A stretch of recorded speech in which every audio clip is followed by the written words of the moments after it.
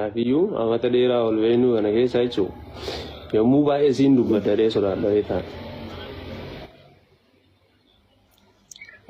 እሺ ማን ሶዳት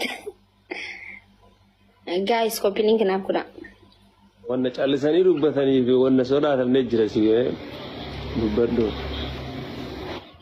ኢሳዬ አከም ነገ ያጣሚ እሺ ላ ኮሜንት ደወላይ ኮሜንት ዱብሲ ወላይ ኦኬ ማንኒ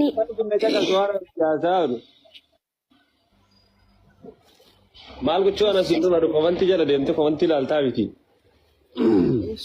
ማንኒ Ana amma siireesi siin haasaa mee kanaafiyyuu ana siin haasa'u qalbiidhaan na caqasonni irraa siin haasaa. sida gifataan jira Beetaan maaliif beetaa namni baay'een onlaayinii kanarratti baannaan jedhan beetaa ibsaa jaalalli hin qabu jaalala siin beeku maali jedhan beetaa. Anammoo sababni jaalalli na qaban jaalala hin beeku naan jedhan waan akkanaa kan hin deebisneef nama xonnee keessa jira beetaa. Maal tartiisiin? Maali nama sirra dawwale? yaa nama sinaba dubbile maal jetti Waanis siin jedhe namni ibsaan jaalala hin beekuuti jaalalli hin qabu jedhanii. Anammoo sababni deebii uummata kanaan deebisneef nama to'annee tiyya keessa jira.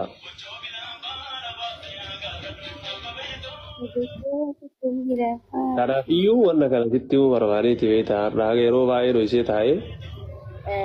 Sirkiin kiyya garuu chaarjii fixaa jirti daddabi. No isuma dhugaa rabbiiti bar. Isuu kan dhumee deebi. Okay ni barbaada obsi ayyee.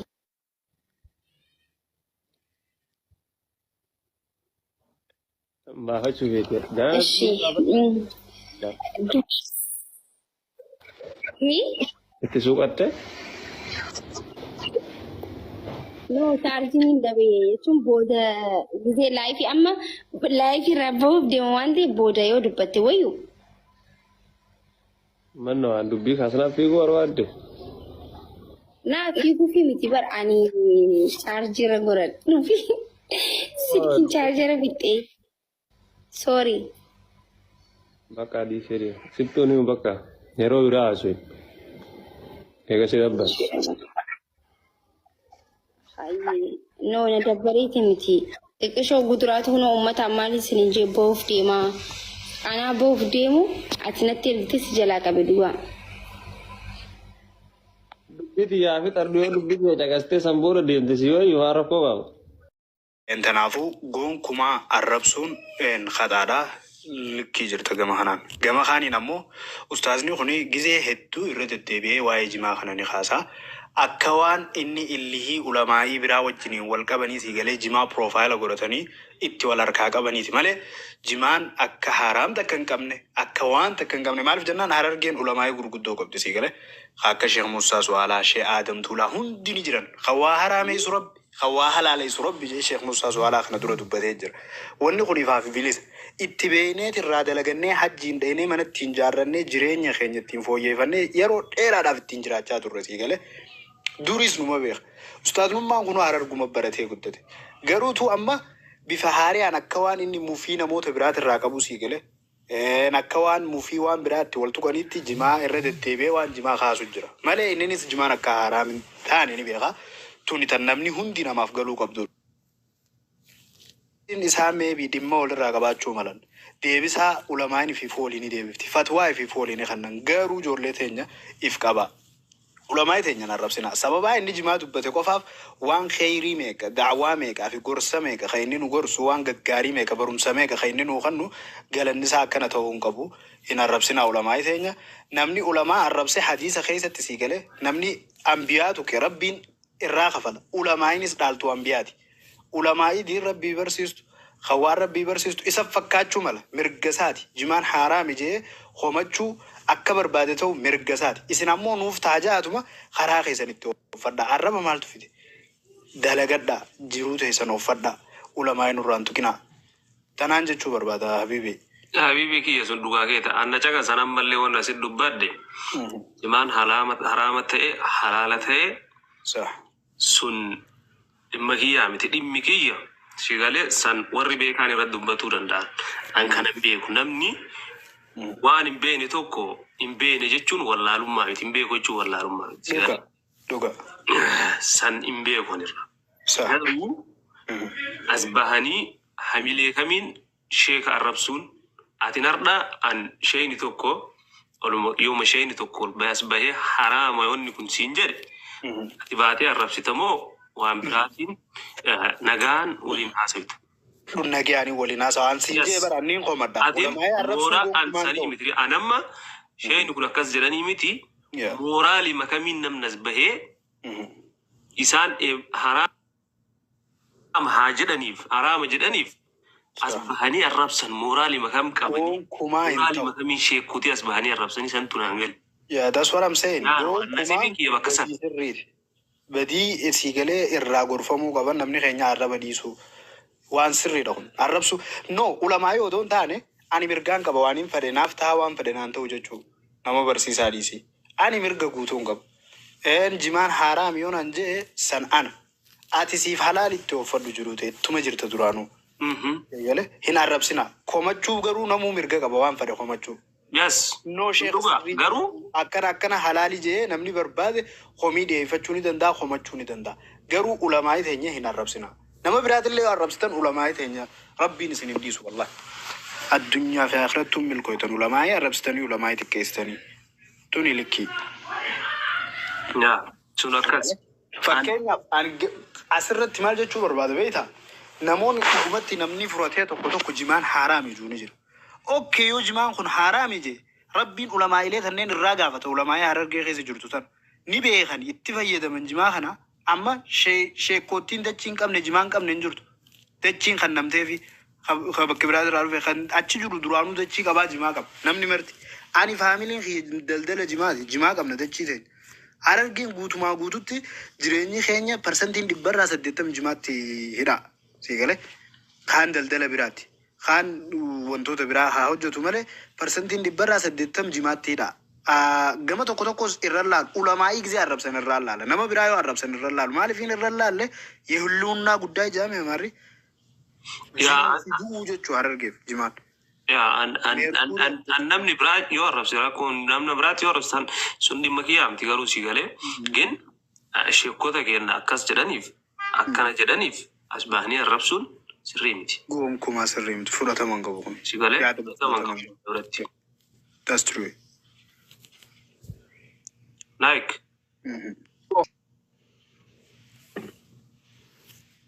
Dura waan tokko addaan baasanii beekuun dirqama. Ati ibsaan mataa keetti waan mataa kee keessa jiruu fi waan mataa kee keessa jiru tokko miti. Waan ati yaaddu fi yaaddu tokko miti. Yaadni keenya wal dhabuun mala. Tokko miti dhugaa. Sheekotii nam karaarraa bahee maqaa sheekotii sheekaa uffatee nam deemee waan uummata keenyaa maqaa balleessuuf deemu sheeka dhiisee waan fedhamaan ta'an arrabsuun dirqama. Waan sun sana nama kamiyyuu arrabsuudhaaf na biratti fudhataman qabdatti. Narraa fiti ibsa. Narraa fiti. Nama arraba osoo hin taane nama nagahaan waliin haasofte waliin eeguu dandeetti si galee. Yoo laal ibsa arraba waan ufeette iyyuu ni bitu. Ibsa dhaggeeffadhu. Namni sun yoo namni sun waan pirifaatii mataa keetti ta'e sokkee wajji hasutaa wajji dubbatta. Nam kootii san uffatee hin jiraame kootii sheekummaa san uffatee an sheekee kofiyaa matarra arguu jirta. Matarra kaatee waan uummata keenyaa waan nam keenyaa balleessuuf deemu sheeka dhiisee waan fedhamaan ta'an arrabsuun dirqama obboleessa kiyya. Kuyyatamma nama ansanii miti nama karaa namoonni na jiru. Sheeka jedhee kofiyaa godhatee bichaa deemuu isaa maalitti beekati? Namni sheekummaa waa lama jira. Tokko akka silaa akka seera jetti sheeka jechuun nama guddaa nama waan mara dabaasee beeku. Akka dammoon jiraameti tafsiira afaan arabaatti sheeka jechuun nam dulloomaan beekami. Ulamaayii siin jennu nama dullummaa miti. Nama rabbii karaasisu nama asin dura beeynu malee kun nama haarawa duraan wannoo godhatee yookiin sheeka fakkaatee dhufe tokko miti si galee. Nam diin rabbi karaa ati amma ibsaan mataa keetitti injiraan mataa keetitti waan mataa keetiin qabda waan sirraa faallaa fakkaate kafaalaatti nam wajjin dubbatta malee gabbaastee akkasitti injiraami diida buuseen dubbachuun sirra jiraata injiraas maaliif namni guddaan namni waa beeku waan cufa dabaasee beeka waan ta'eef hagaan naafati ijoollee okkee ta'uu malaas okkee inni nam sun nam guddaa nama naafatti lixa laa waa beeku injiraami waan sun waan ummata keenya miidhumoo waan ummata keenya waa godhu nama dabaasu jira beekta. Namni harargee tuqee booran tuqee osoo hin taane namni nama kenna ammoo nam kenna waa gochuuf deemu. Jimaa harargee jira, jimman jira, baaleen jira, waay jimuma harargee namaaf deema maaliif? Jimaa harargee koo jira obboleessa kiyya dhugaa dubbanname. Jimaan baaleen jira, guutu jira, baalee sana guutu jira, dalloo mannaa yoo beekte achiin guutu jira. Allah buusan gadi achiin jira. Okay. Yaa sanii miti amma sanii miti andi miti. Bakka fedhe jiraatu danda'a jimaan guuteera nu biras ni jira ni beeka. Garuu haraama jedhanii fatas bahee isheen kun arrabsuu qabdattee amantaati nam arrabsamuu qabattee. Akkas jecha hartaa argiram. Nami waan biyya an wanni naaf hin galle beektasitti wanni jimaa harargee qofti. Sababa ta'uuf maaliif? Okay, jimaan ati amma kaayata keessa akkibsaa jetti mataa keessitti gad deebisi ilaali. Jimaan harargee qofa jira. Qoy, meenaa deebismi. Harargee qofa siin hin jenne. Si galee jimaan bakka bara jiru. Waa'ee jimaatii miti kan nun jenne bakka kanatti. Arrabsamuu san maleen sheekan jimaan haraam jedhaniif as baay'ee namni arrabsuu qabattee yoo ka yaaddu taa'e dogongorteertaas hin jedhe. Si galee? Waan jiru jira duuba maagoon afaan waliin fahamnu ati isa katti yaadu ka tokko yaadda akka biraatiin yaada. Wanni na dubbisu annam sheeka tahee waan fedhes tahee isokkee sun waan kiyyaa miti. Garuu waan nam kenna haraamas ta'e halaalas ta'e waan nam kenna miidhu okay jimaa haraama yoo tahe farshoo fi ati nama laal haraamas ta'e halaalas ta'e waan ummata kenna miidhu hin dubbadhu jechaata jechuun. Maal jechuun maal jecha kana jechuun waan haraama tokko ta'e yoo ummata keenya kamiidhu ta'e waan haraama tokko nutti ni mina jechuu deemta. Si galee sun ammoo amantii keessa waan akkasiin jiru. Wanni halaal gaafita kan si gaafa dhaqa dhumaa. Ummata keenya miidhaaf waan kana yoo kan dhoosan taate sun rakkoo biraati. Gaafita kan si gaafa dhaqaa kenna. Si galee amma haramaa fi halaalaa sanuutti hin dandeenye si galee an akka hin beekurra waan hin beekan tokko siin haasa'u garuu an kan jedhe ammas dhufee kan dubbadhe sheekotii arrabsuun fudhatama asirratti waan takkaan jaabaleessa. Anumaas siin jedhe. Yaada naayikiitis xiqqoo naa fahameetiin jira. Sagaleen tiyee ni jirti? Sagaleen tiyee ni jirti? Yaa ni jirtaase. Okay. Tokko dhibbarraa dhibbatti jimaan halaal qulqullu irra laffaatee dalaydee akka inni itti biqilu akka itti achi ga'u ana beeka laffaatii hangam takka akka namarraa fudhatu jimaa waan qabnuuf jecha dalagaan isaa akkam akka taateef jecha sii galee namni waan takka itti laffa'ee dafqa isaatiin finnaan takkaffaa duraan dursee halaal sii galee bakka namni furmaata hin qabnetti farshoon yoo dheebootte dhuguun siif halaal bakkee beelooyitee nyaata dhabdetti foon booyyee nyaachuun siif halaal sii galee. Bakka furmaata dhabdetti amantii teetii kafartee karaa san dabruun siif halaali. Bakka jaalfadhilo bakka na jagas walitti hin fidinate waan kana sii galee bakka furmaata lubbuu teetii dhabdetti wanni kana nyaatuun halaala malee bakka dhabdetti. Kun amma bakka dhabdee miti ta'ama bakka. Ani amma fakkeenyaan sii godhu jira bar fakkeenya innaamaa amantiin islaamaa. Walitti hin dhufu kun wanni akka walitti hin dhufu waa walitti hin dhufu. Tokko faaya jimaan halaal gabaabinumatti. Maaliifin halaal isiin ja'a ulamaa'ii babbeekamoo akka addunyaa beekamtuu kitaaba addunyaarra barreessitee kitaabni isaanii qaalii santu jira. Gaafata waan ta'eef odoo waan haraam ta'e. Deebi'ee ammoo ustaaza kanaan komiiniin ani irraa qabu kana dura dubbate ni gayaa maaliif irra deddeebi'a waan jimaa argee kan. Hogguta akka dubbate hoggulama dubbate maaliif ajandaa godhatee irra deddeebi'a. Nuti nuufsa halaal. Inni amma dubbate ati nas baatee arrabsuu qabdaare. No ani arrabsuun gonkumaan ta'uun siin jee komii malee komachuu danda'a. Garuu arrabsuun danda'u ulamaa yaani ulamaa'in arrabsu saahib.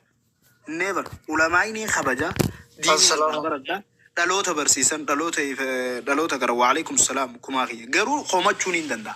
Homiiniin aan homadhu maaliif irra deddeebi'ee waa'ee jimaa Harargee kana dubbata yoo ulamaa'ii ta'e isa caaltuu jira ta'e isa irra beektu ta'e isa barsiifte inni nu Harargee barate waan ta'eef si galee maaliif ajandaa godhata lannaatu miidhaas tamaarachi ta'u jira ustaazni keenya kun niin kabaja furullah waan kana jechuudha lannaatu miidhaas tamaarachi akkasii si galee sheeka kamii arrabsaniiti. Jaarfanii loko anamma ko akkasiin jedhu amma sheek as keessaa baasiyyo sheek as keessaa dhiisiyyu. Jaarfanii lootiin halaala jetta fakkeenyaaf. Jimaan dhibbarraa dhibbatti halaal. Halaala jetta iyyee.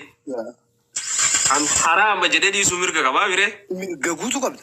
Okko wanni wal bara akkasiisu hin jiru haasa. Taas ta'e tanaa baraan taniin jiru jiru mirga guutuu qabdaati. Okko sanuma kaa nama as bahanii sheetillee haraama jedhe. Erga jedhan maaliif ajandaa godhu maaliif jennaan as bahanii arrabsuun ammoo dhimma biraati. Namni siingilii tokkoo fi ustaazni takkaa miti. Ustaazni daawwaa godha hawaasaaf godha hawaasa guutuuf si galee ati parsanaalii mataa kee if bakka buutu.